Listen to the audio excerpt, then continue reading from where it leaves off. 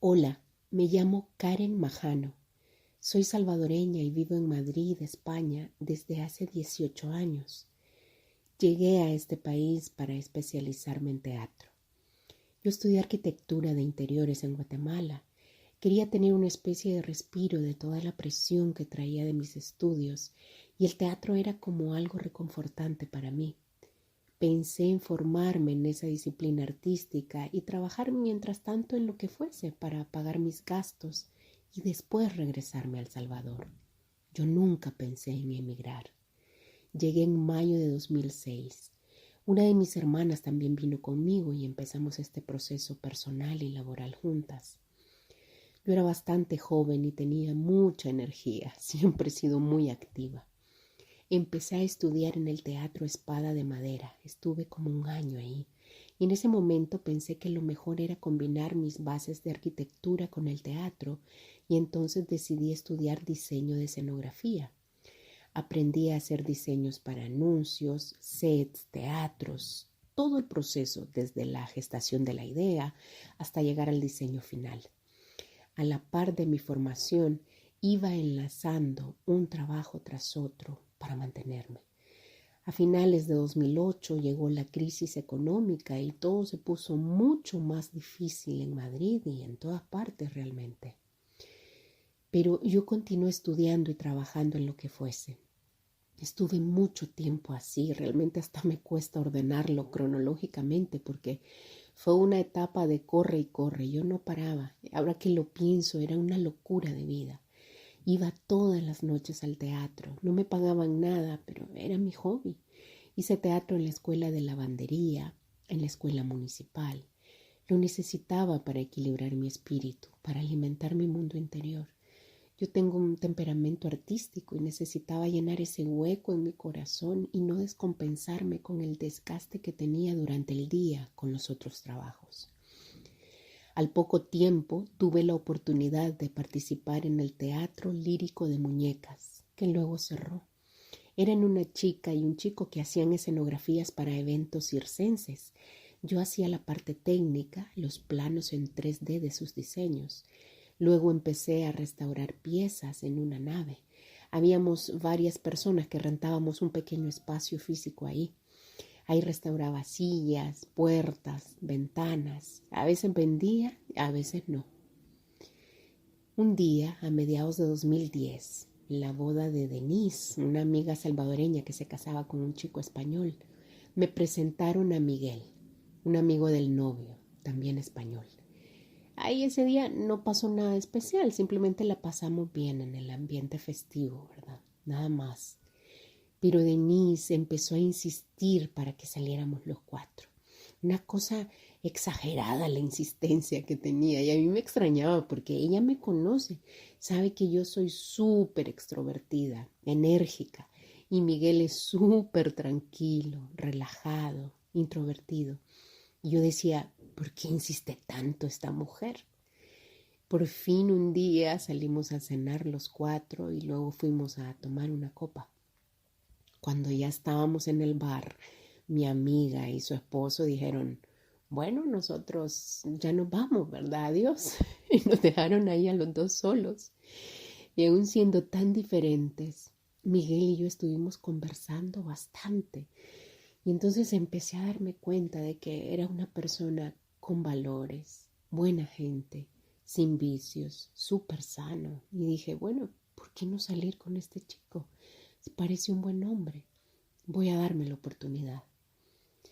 En diciembre de ese mismo 2010, mi amiga y su esposo se casaban por la iglesia en El Salvador.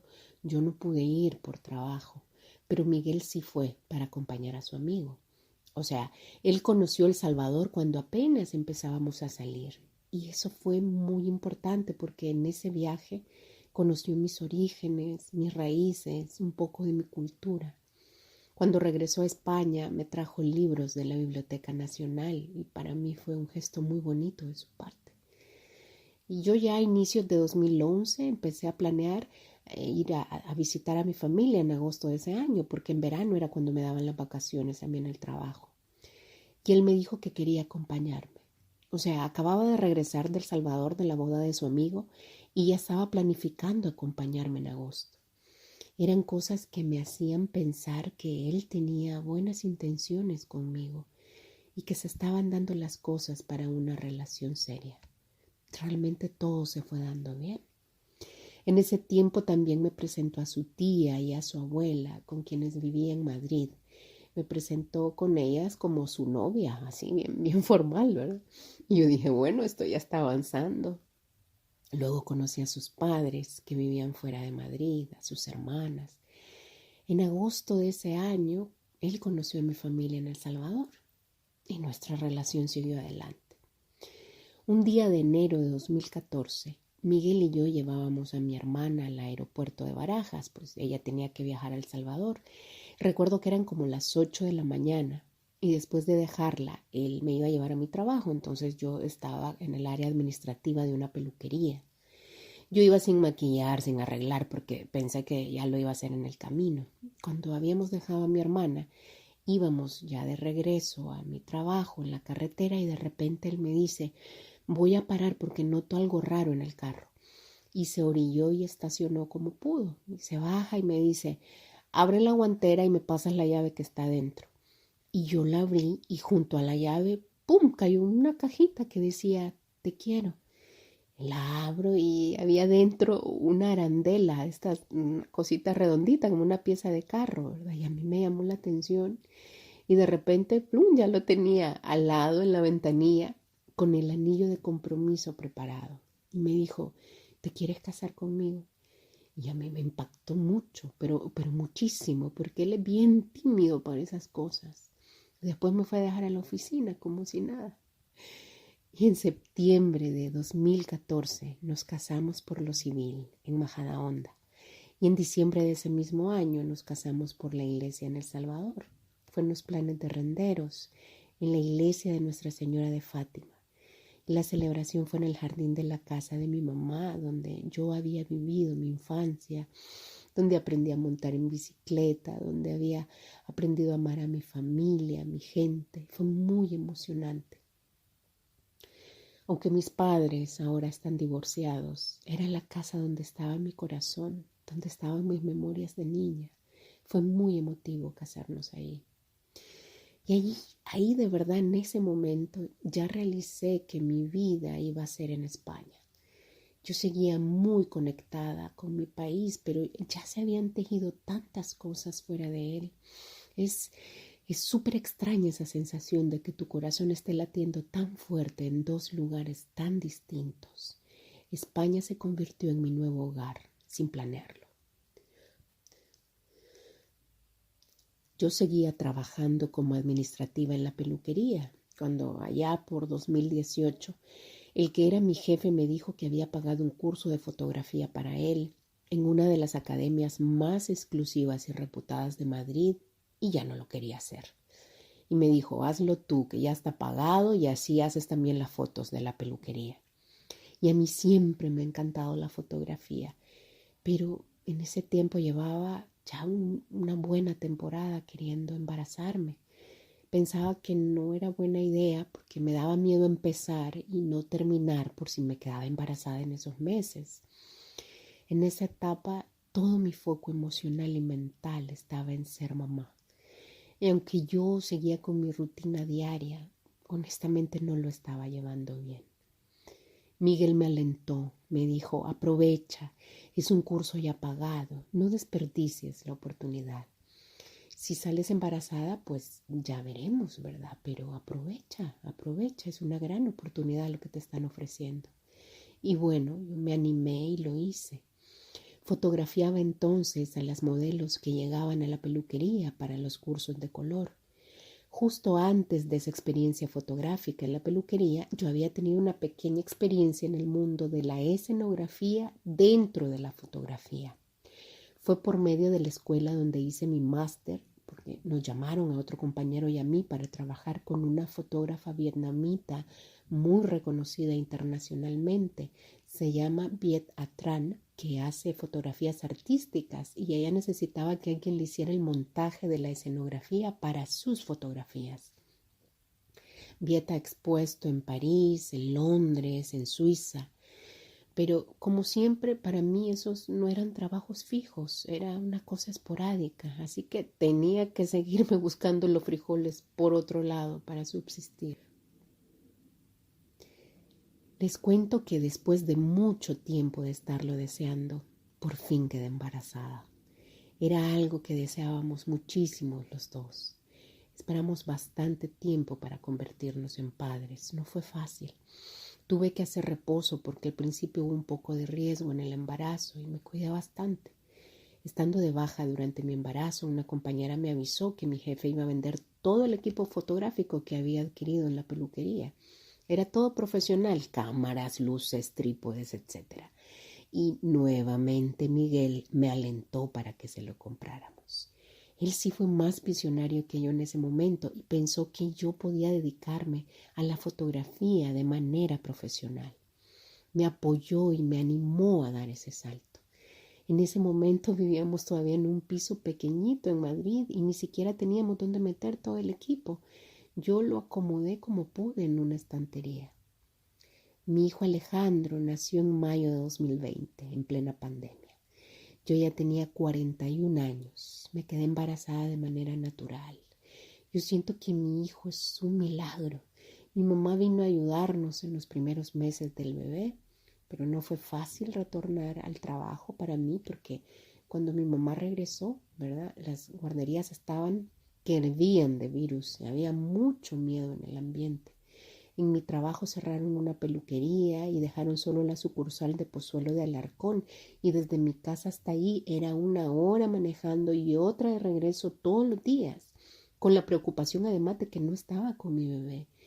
Miguel me dijo que no me compensaba, que más era el gasto de gasolina y el gran estrés con el niño tan pequeño.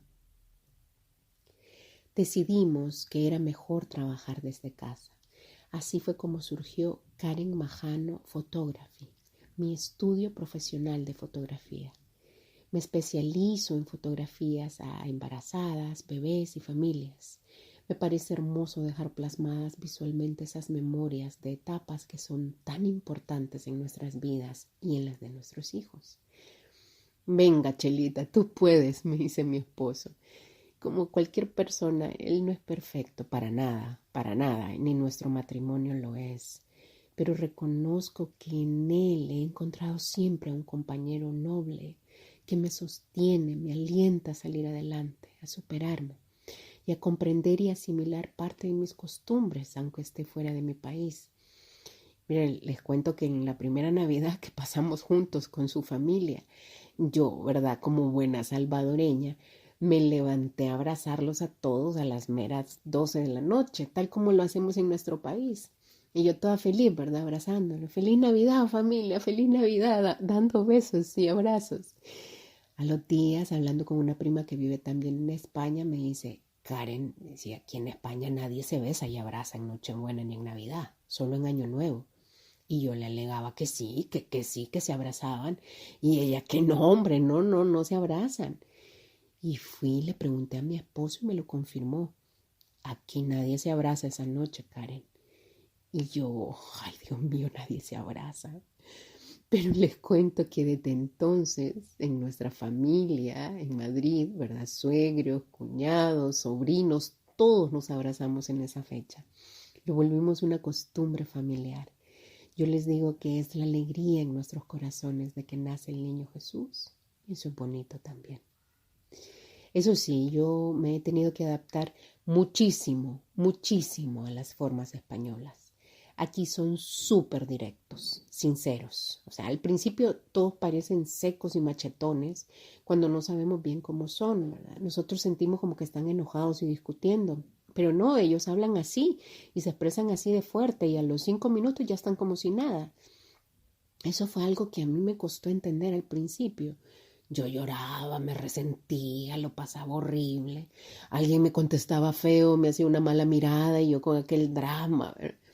Ahora no, ya comprendo que no es nada personal, que son así. he aprendido a acotar mis expresiones en las tiendas, en los restaurantes, en todo lo público en general, y no dar vueltas a las cosas. Hablar así corto, simple y rápido. Así es como te entiende bien un español, sin tanto adorno. Si le metes muchas palabras, no te entiende. Y peor si vives en el mero Madrid, porque ahí se valora tanto el tiempo y la gente va corriendo a todas partes. Hay que aprender a ser escueto y directo. Punto. Pese a la adaptación que he tenido que hacer, yo no he perdido mi esencia de ser alegre, sensible, sociable. Lo he comprobado en el lugar donde vivimos ahora, en Altos de Jarama, que está como a 45 minutos, una hora más o menos de Madrid. Aquí vivimos desde 2021. Les cuento que formo parte activa de la plataforma vecinal Altos del Jarama Existe, desde donde reivindicamos las mejoras que nuestra residencial necesita. Cuando llegamos vimos que habían algunas calles que estaban con hoyos, que la basura no se recogía siempre, que habían cables colgados. Como 2023 fue año de elecciones, aprovechamos para hacer presión ciudadana y que los políticos adquirieran compromisos con sus planes de gobierno dentro de la localidad, ¿no? Nos reunimos con varios candidatos explicándoles lo que necesitábamos. Hicimos una recogida de firmas para hacer nuestras demandas. Yo empecé usando el hashtag Altos de Jarama Existe en una publicación personal que hice y entre todos los vecinos decidimos hacer una página en Facebook e Instagram para visibilizar nuestras necesidades y también para compartir todo lo bonito que tiene nuestro entorno y lo necesario que es cuidarlo. Tenemos un grupo de WhatsApp muy activo y hemos conseguido muchas cosas juntos. Eso me ha hecho aprender mucho de esta sociedad, de esta cultura, y a la vez me ha dado un sentido de pertenencia importante.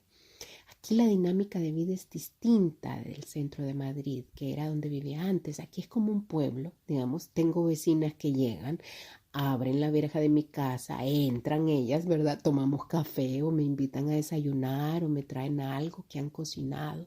Si tengo que hacer algún mandado, ir al médico con mi hijo, siempre hay una que puede acompañarme. Soy consciente de lo afortunada que soy de vivir en este entorno, porque sé que muy poca gente que emigra puede tener este tipo de trato a nivel social, tan familiar. A veces me preguntan qué es lo que me ha ayudado a adaptarme tan bien en España.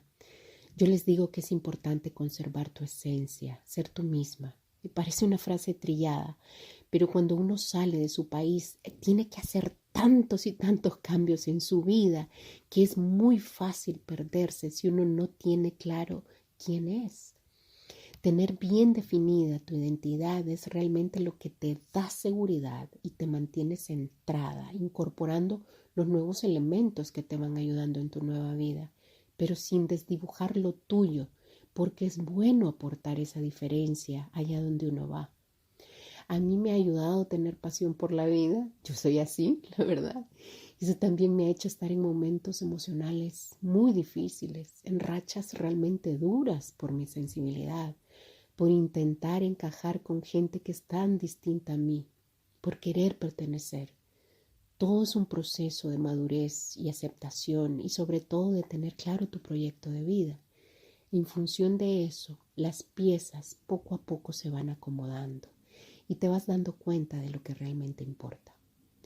Cuando miras todo lo que has vivido, entonces y solo entonces te das cuenta de que has avanzado mucho más de lo que imaginabas y que la gente que de verdad importa te acepta y te quiere precisamente por ser como eres.